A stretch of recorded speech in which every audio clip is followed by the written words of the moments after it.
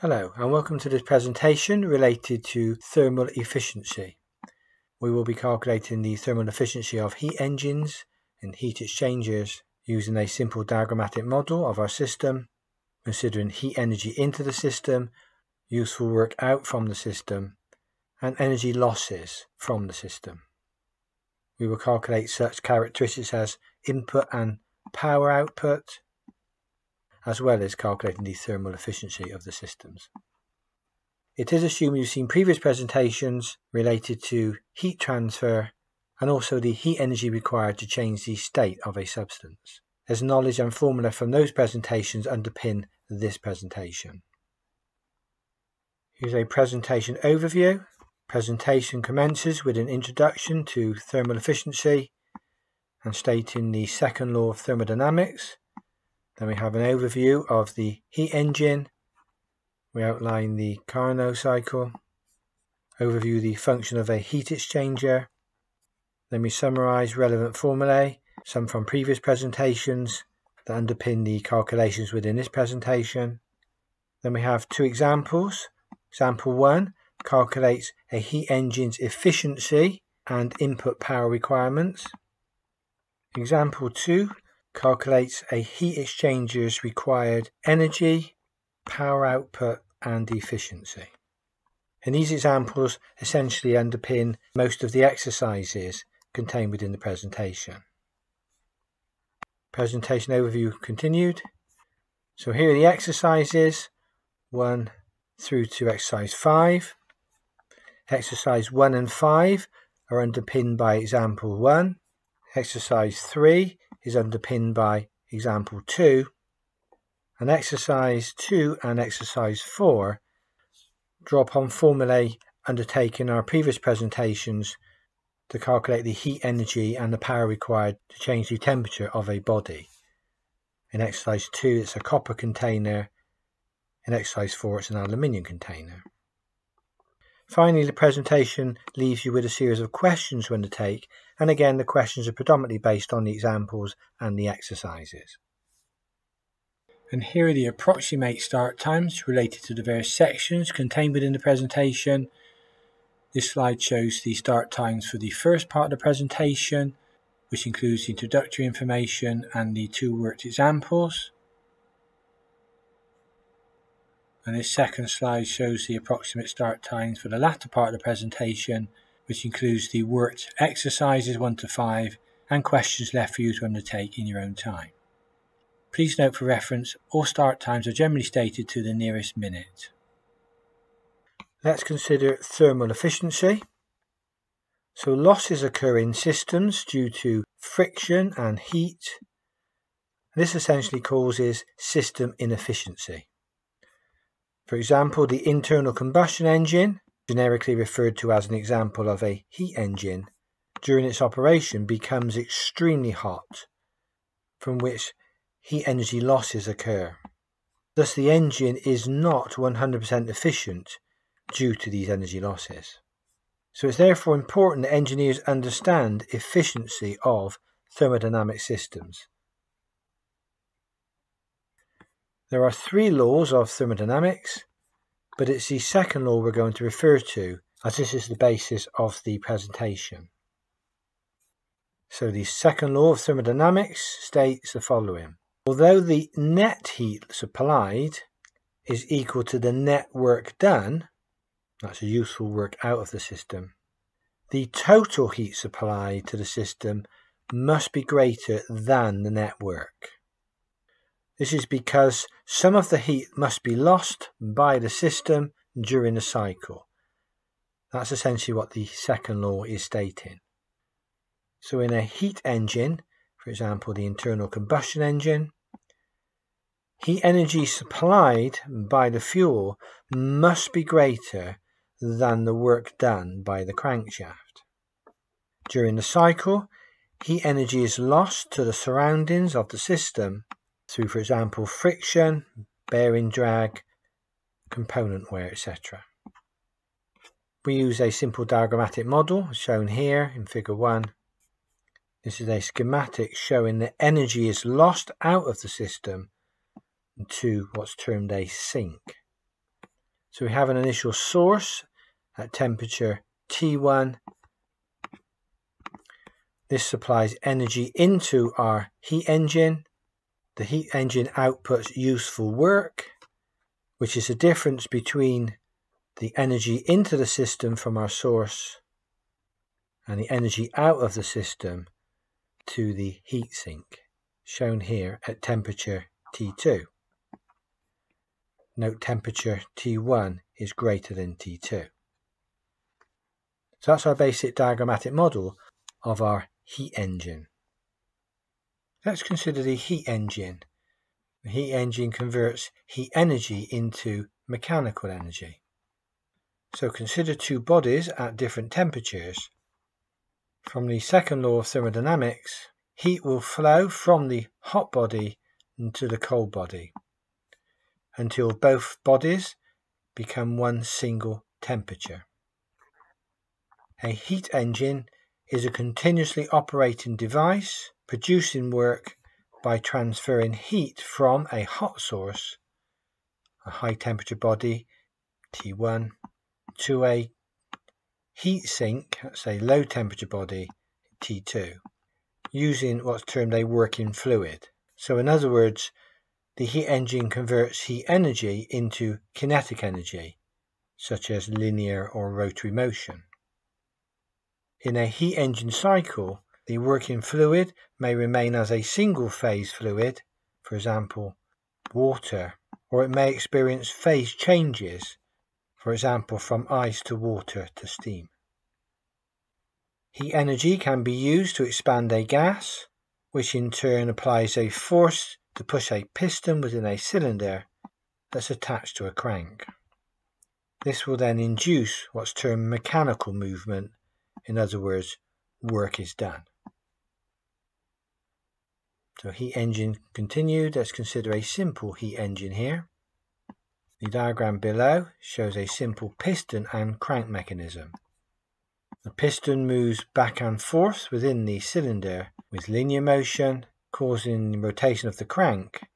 In other words, the motion is changed from linear to rotary motion.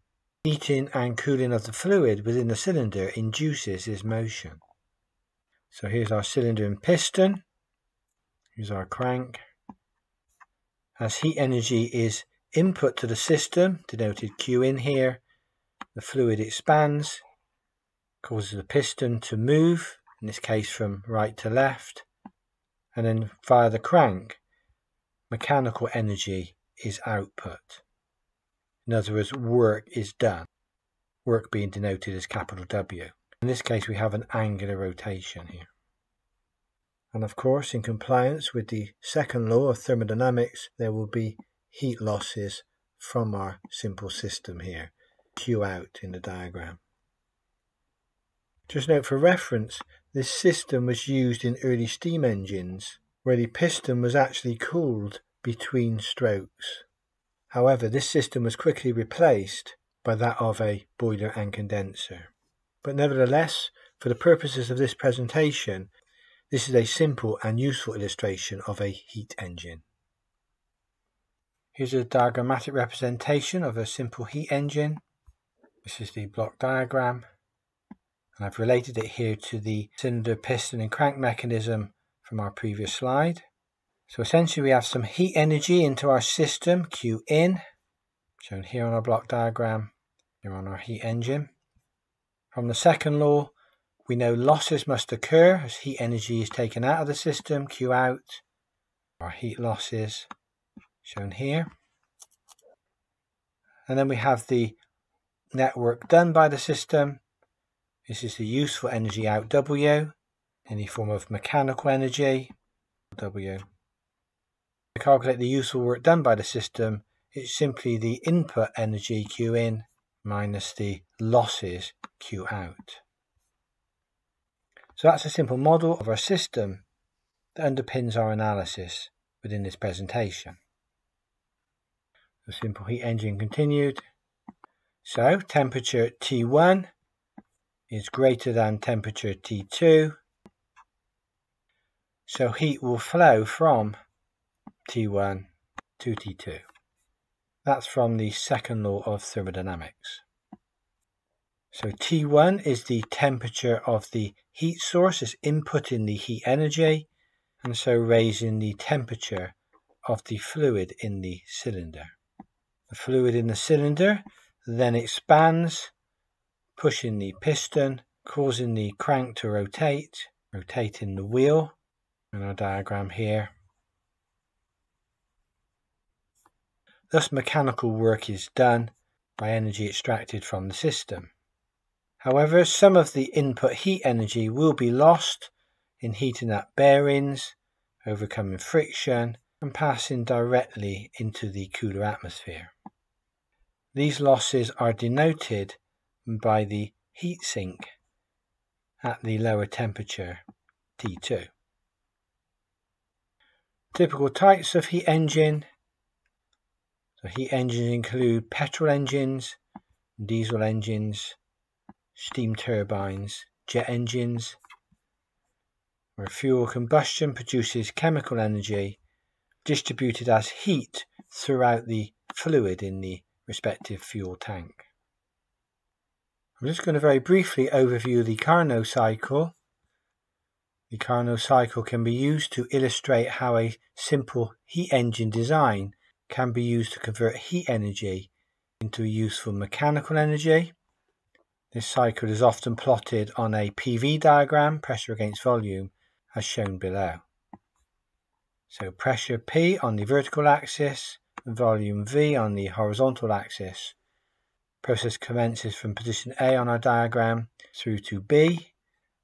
This is where an isothermal expansion occurs. So heat is supplied to our fluid, that's the Q in. And as we can see from the diagram, the pressure decreases and the volume increases from A to B. And then from B to C on our diagram, we have what's termed an adiabatic expansion. This is where no heat is transferred into or out of the system. And again, we can see the pressure is decreasing and the volume is increasing. Between C and D, we have an isothermal compression. Again, isothermal is constant temperature process. So now we can see the pressure is starting to increase as the volume decreases. And during the phase C to D, we have heat loss from our system, denoted as Q out in our equation.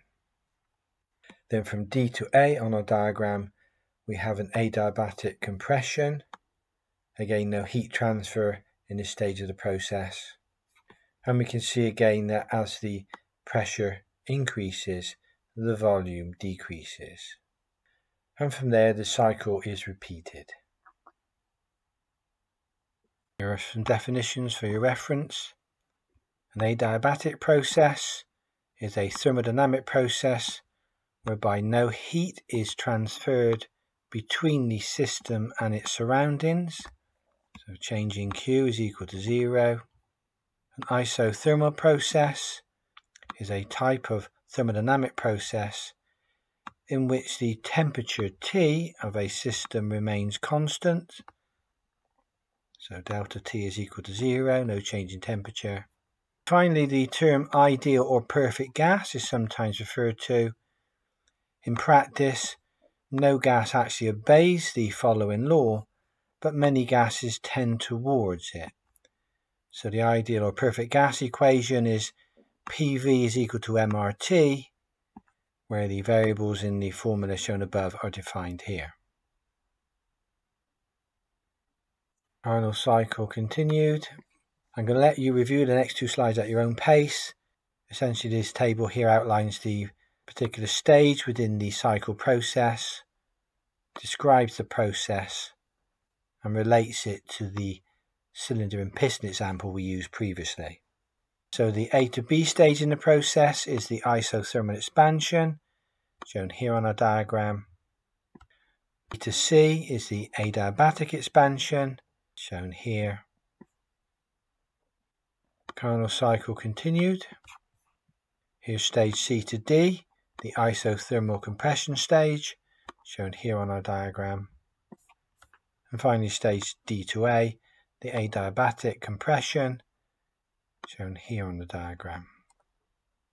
As I say, I'll let you review these slides at your own pace. They offer more detail about what happens in each of the various stages of the cycle and relate that to our cylinder and piston example. Let's consider the heat exchanger. So the heat exchanger is a device facilitating the process of heat exchange, usually between two fluids that are at different temperatures. Heat exchangers allows heat from a fluid, it could be a liquid or a gas, to pass to a second fluid, another liquid or gas, without the two fluids having to mix together or having direct contact. Heat exchangers are used in many engineering applications, such as refrigeration, heating and air conditioning systems, power plants, chemical processing systems, food processing systems, automobile radiators, and waste heat recovery units. And there's a large array of examples that include air preheaters, economizers, evaporators, superheaters, condensers, and cooling towers used in power plants. The heat exchanger continued, and below is a sketch showing the basic function of the heat exchanger.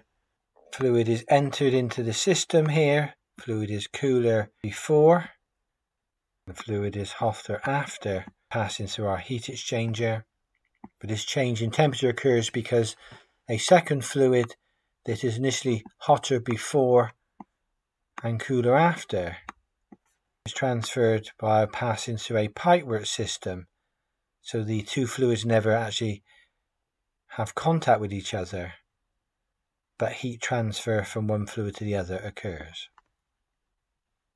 That's a typical diagrammatic illustration of a heat exchanger.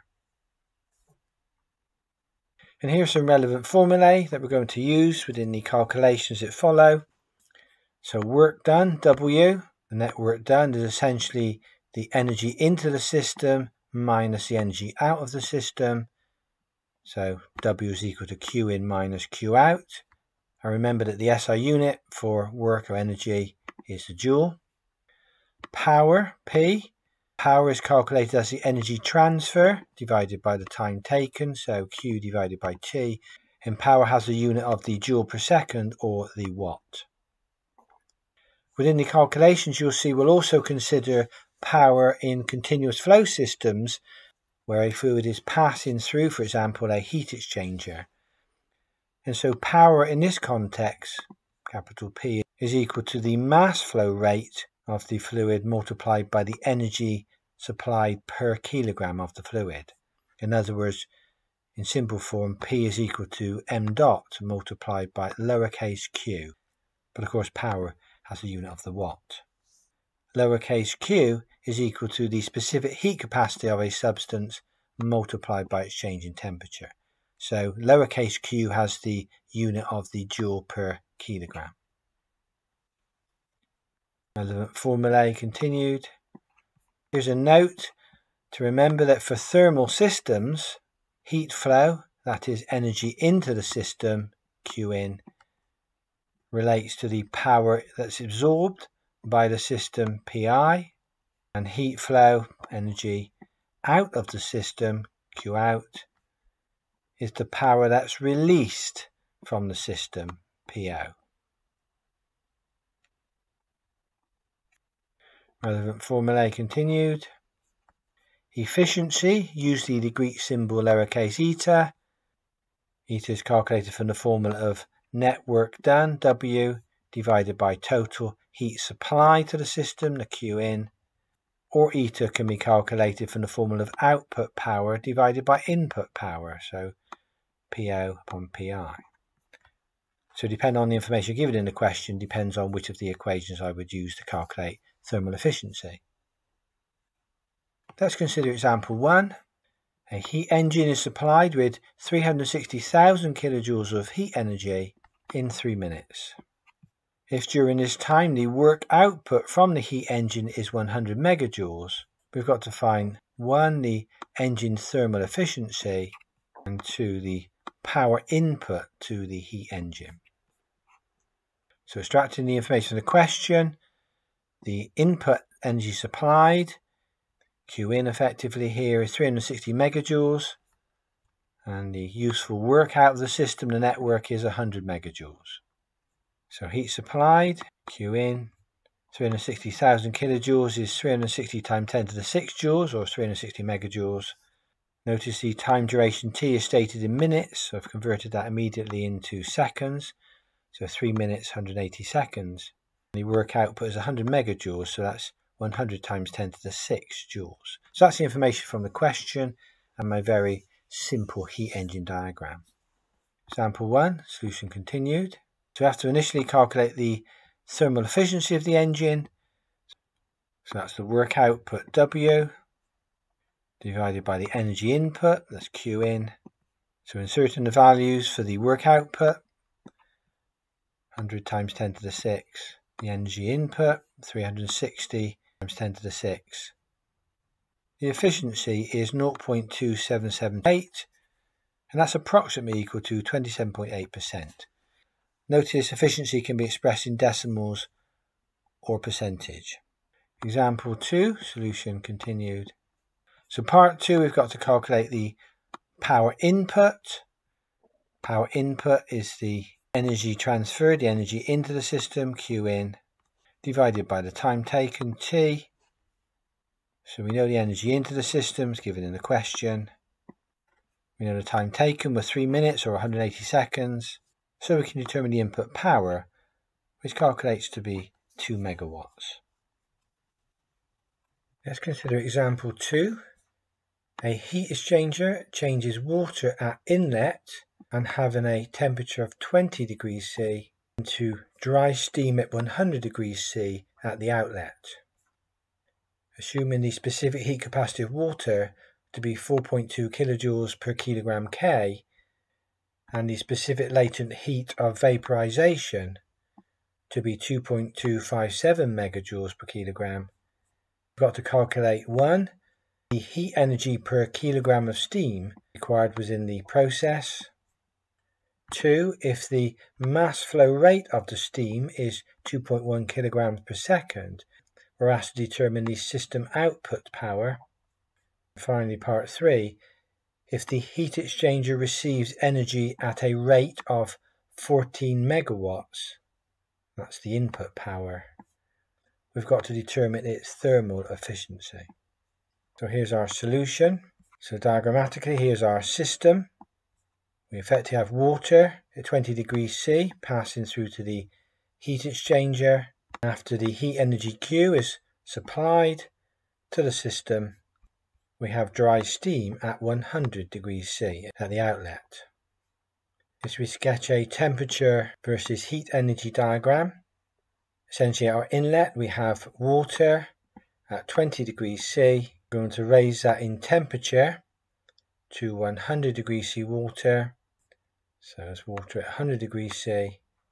And if we continue to add heat, we will change the water state to steam and have steam at 100 degrees C. There are 2 types of energy here required.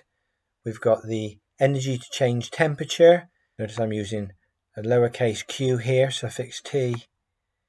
And that's C multiplied by delta T. And that's the energy per kilogram of fluid. We have the energy to change state, labelled that as Q suffix V here, and that's equal to the specific latent heat of vaporization, HV. So notice that the lowercase q's are essentially energy calculated per kilogram. No mass has been used in either equation.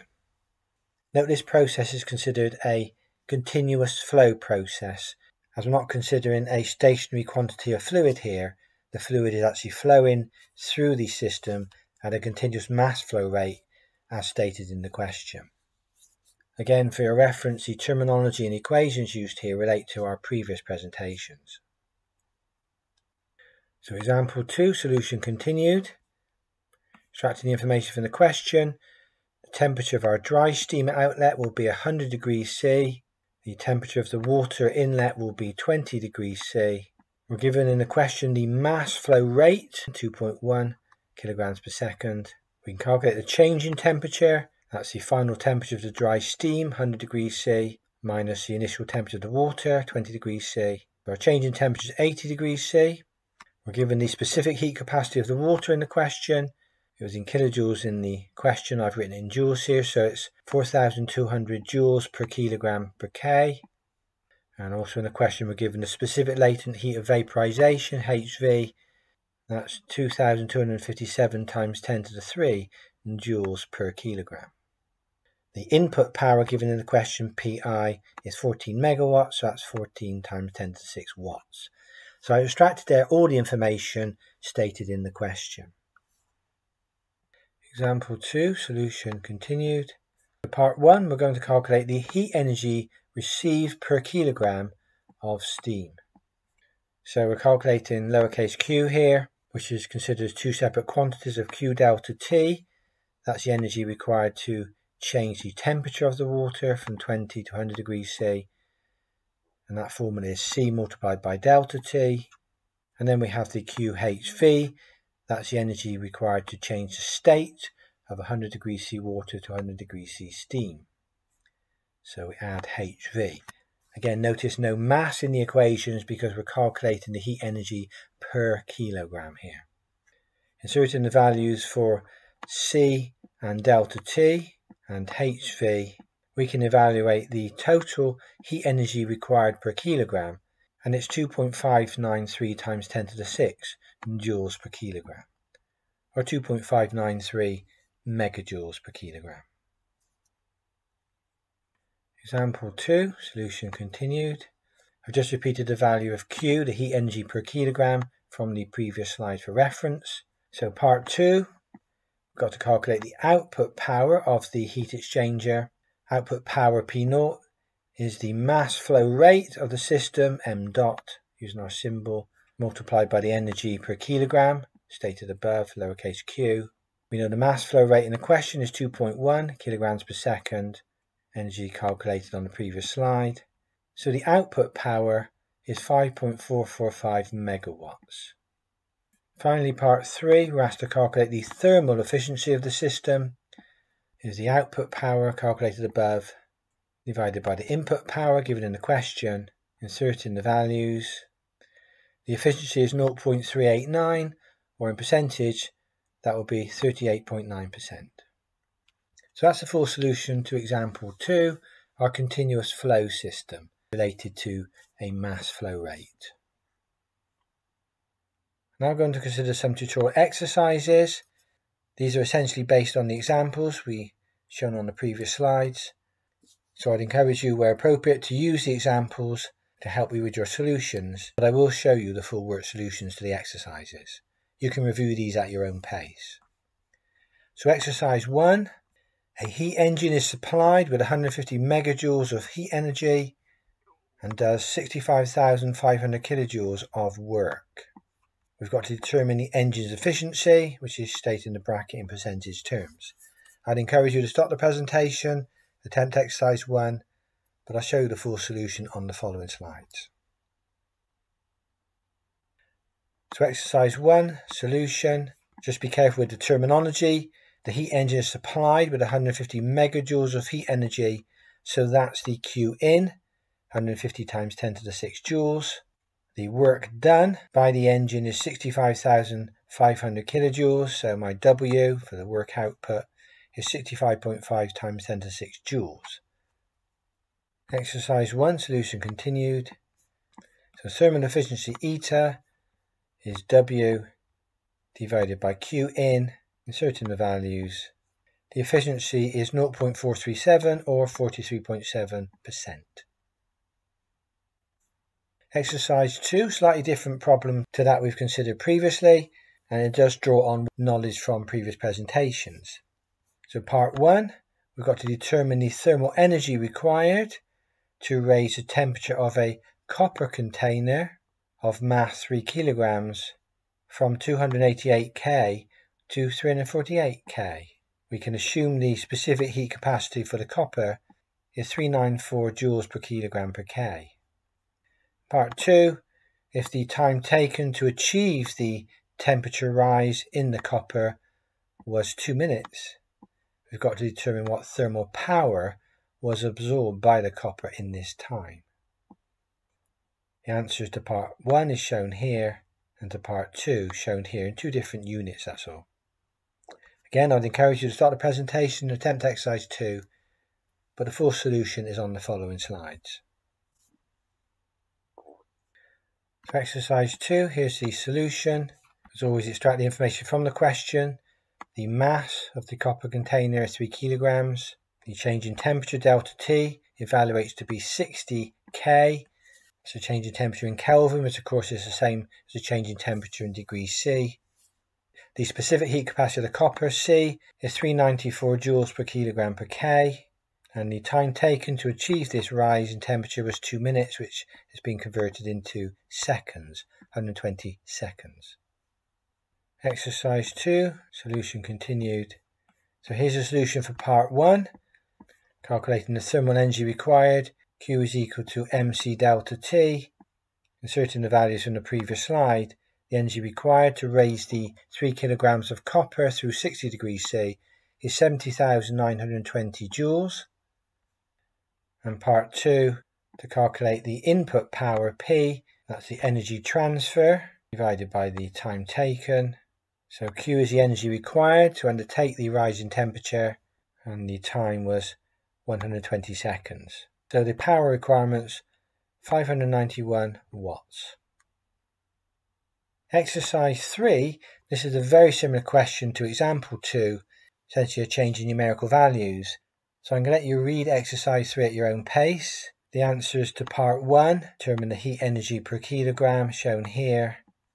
To part 2, the power required given a mass flow rate, shown here. And part 3, the thermal efficiency of the system, knowing the input power, is shown here. So I'd encourage you to stop the presentation and use example 2 as your template for the solution, and see if you can determine the answers for exercise 3. I'll show you the solution on the following slides. Here's the beginning of the solution for exercise 3. In this case, I'm just drawing my system diagram, temperature versus energy diagram. Exercise 3, solution continued. Just extracted the information from the question here, stating appropriate nomenclature, appropriate units. Calculated my delta T here. Exercise 3, solution continued. So part 1, calculating the heat energy received per kilogram. I'll let you work through the solution at your own pace. My total energy required here per kilogram is 2.55 megajoules per kilogram. Exercise 3, solution continued. Part 2, calculating the output power. We're given the mass flow rate in the question. So the output power evaluates to 3.825 megawatts. And exercise 3, solution continued. Part 3, calculating the efficiency of the system. But eta, that's the output power divided by the input power, and that evaluates to be approximately 63.8%. So that's the solution for exercise 3. As I mentioned previously, it's very similar to example 2. Exercise 4. This solution is very similar to that of exercise 2. So again, I'm going to let you review exercise 4 at your own pace, and you can refer to exercise 2 solution to help you develop your solution. Part 1, we've got to calculate the thermal energy required to achieve the temperature rise. Answer shown here. Part 2, we're given the time duration for the process to take place. We've got to calculate the power absorbed. Answer shown here in watts. And part 3, we're given the total power supplied to the system, so the input power in other words. We've got to determine the system's efficiency, and that's shown here in the bracket. So again, I'd encourage you to start the presentation, attempt exercise 4, but the full solution is outlined on the following slides. So exercise 4 is the beginning of the solution. I'll let you review this at your own pace. I'm just simply extracting information from the question. Just draw my little sketch here. I always like to add sketches to my solution for ease of understanding. Exercise 4, solution continued. Here I'm extracting information from the question, calculating my delta T, removing prefixes as required. Exercise 4 solution. Part 1, calculating the heat energy required to change the temperature. Part 2, calculating the power absorbed, that's effectively the output power, 2143 watts. Exercise 4 solution continued. Part 3, calculating the thermal efficiency, eta. Calculated the output power from the previous slide, that was the power required to undertake the process. We're given the input power to the system in the question, 4000 watts. So we can determine the system's efficiency, approximately 53.6%. And finally, exercise 5, I'm leaving totally for you to review. It's very similar to example 1, exercise 1 we've considered previously. Answers shown in the bracket here. Solutions shown on the following slide. Exercise 5 is the beginning of the solution. Just extracting information from the question here. Exercise 5, solution continued. Part 1, calculating the power output. PO here, 2.375 megawatts. Exercise 5, solution continued. And part 2, calculating the thermal efficiency, eta. Eta is approximately equal to 52.8%.